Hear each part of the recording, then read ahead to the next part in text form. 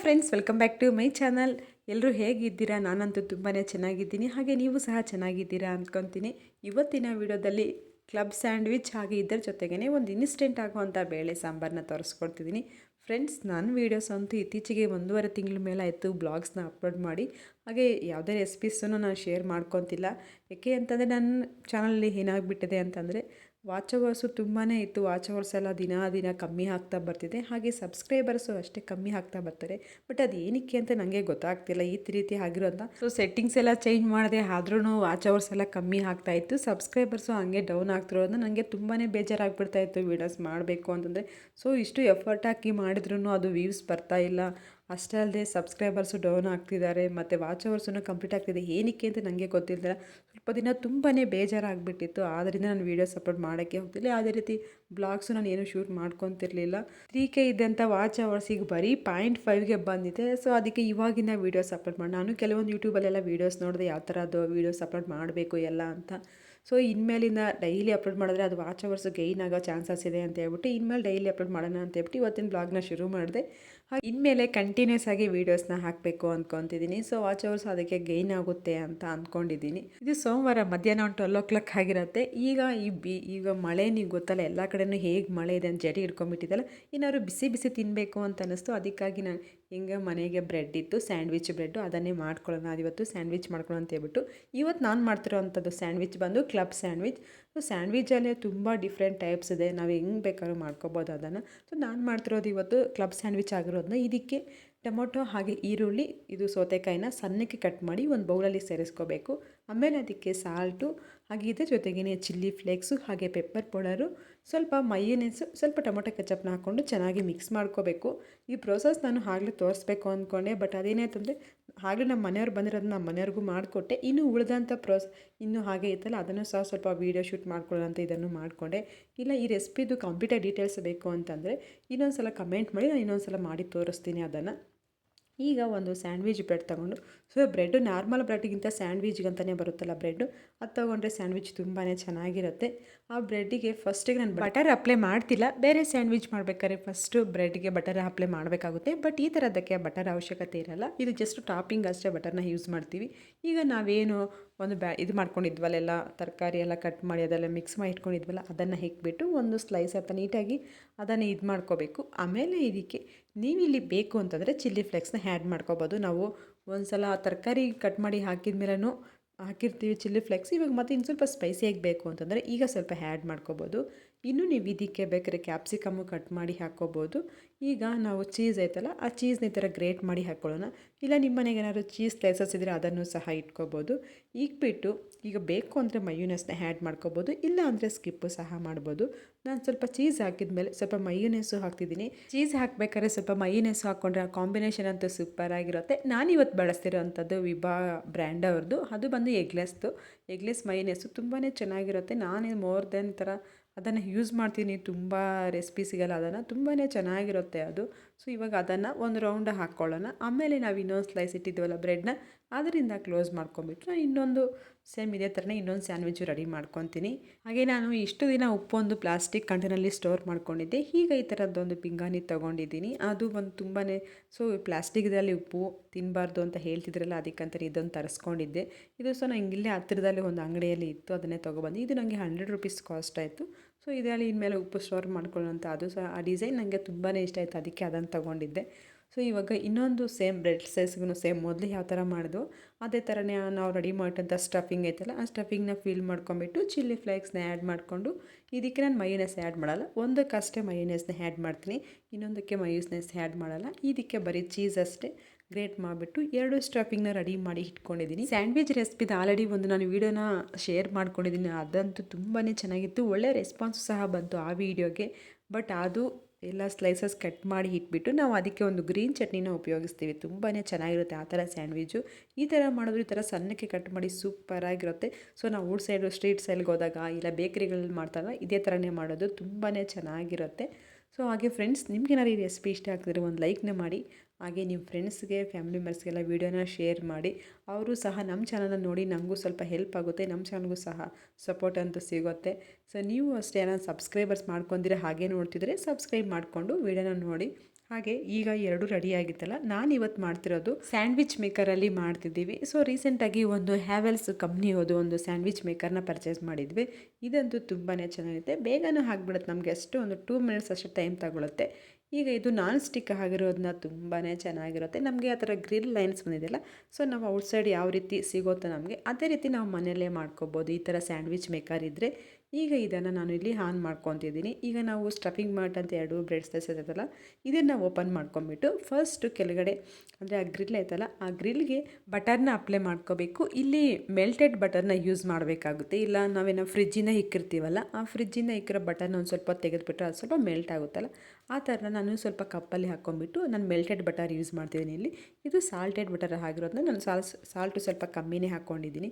ಈಗ ಒಂದು ಸಲ ಎಲ್ಲ ಗ್ರೇಸ್ ಮಾಡಿಬಿಟ್ಟು ಬಟರ್ನ ಈಗ ನಾವು ಮಾಡಿಟ್ಟಂಥ ಸ್ಲೈಸಸ್ ಐತಲ್ಲ, ಆ ಸ್ಲೈಸಸ್ನ ಇಕ್ಬಿಟ್ಟು ಮೇಲೇನೂ ಸಹ ಅಷ್ಟೇ ಆ ಬ್ರೆಡ್ಡಿಗೆ ಇನ್ನೊಂದು ಲೇಯರು ನಾವು ಬಟರ್ನ ಅಪ್ಲೈ ಮಾಡಬೇಕಾಗುತ್ತೆ. ಈಗ ಎರಡಕ್ಕೂ ಬಟರ್ನ ಅಪ್ಲೈ ಮಾಡಿಬಿಟ್ಟು ಲೀಡ್ನ ಕ್ಲೋಸ್ ಮಾಡಿಬಿಟ್ಟು, ಸೊ ಈಗ ನಮ್ಮ ಲೀಡ್ ಕ್ಲೋಸ್ ಮಾಡಿದ ತಕ್ಷಣ ಅದು ಲಾಕ್ ಆಗಿಬಿಡುತ್ತೆ. ಲಾಕ್ ಆದಮೇಲೆ ಅದು ನಮಗೆ ರೆಡ್ ಸಿಗ್ನಲಲ್ಲಿರುತ್ತೆ.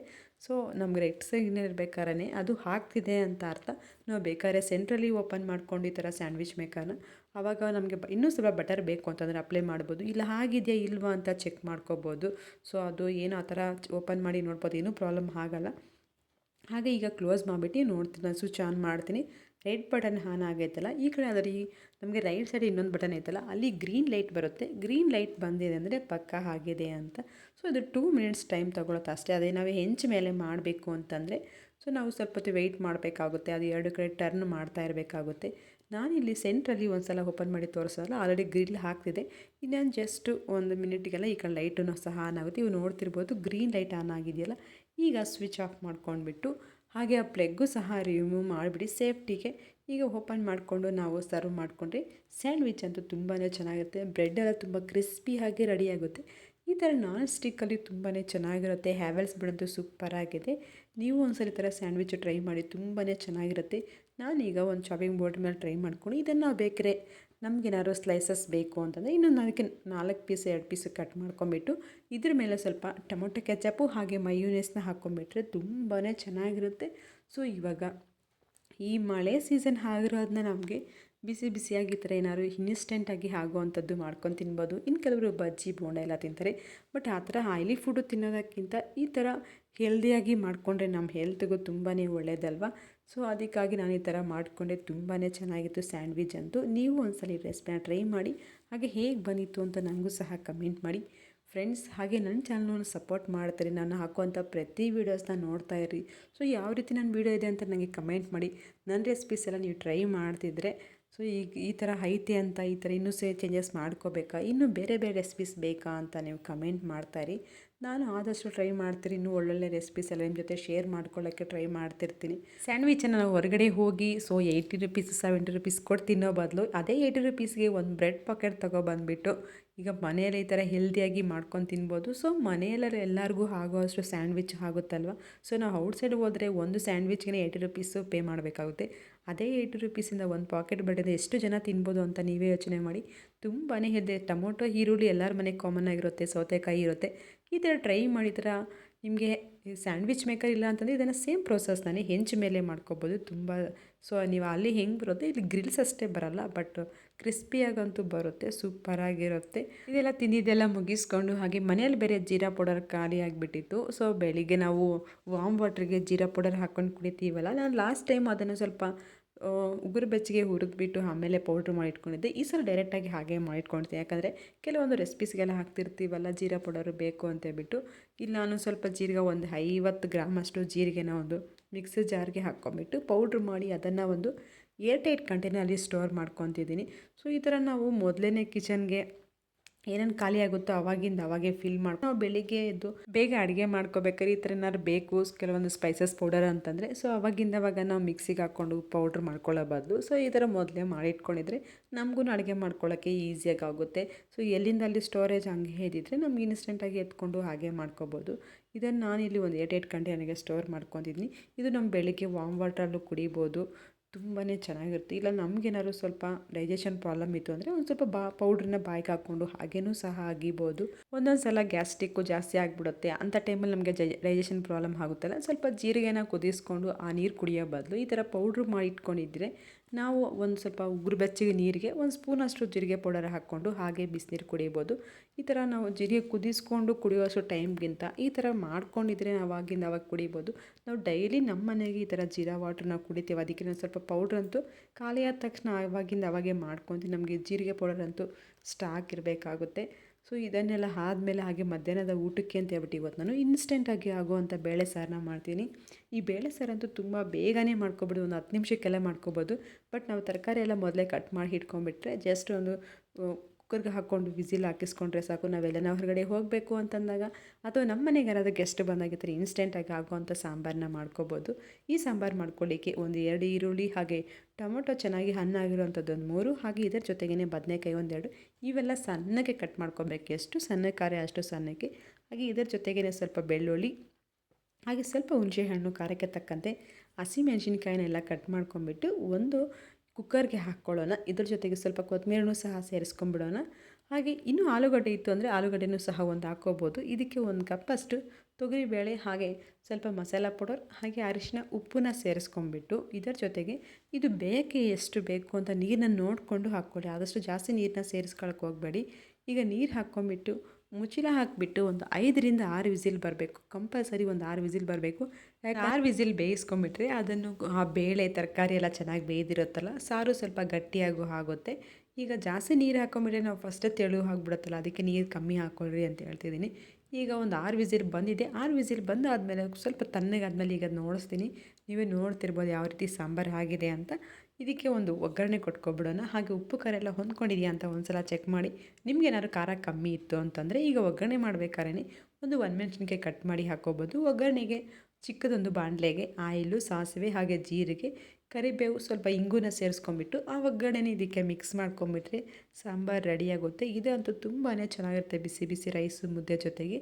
ನೀವು ಒಂದು ಸಲ ಟ್ರೈ ಮಾಡಿ ಹೇಗಿತ್ತು ಅಂತ ಕಮೆಂಟ್ ಮಾಡಿ. Thank you.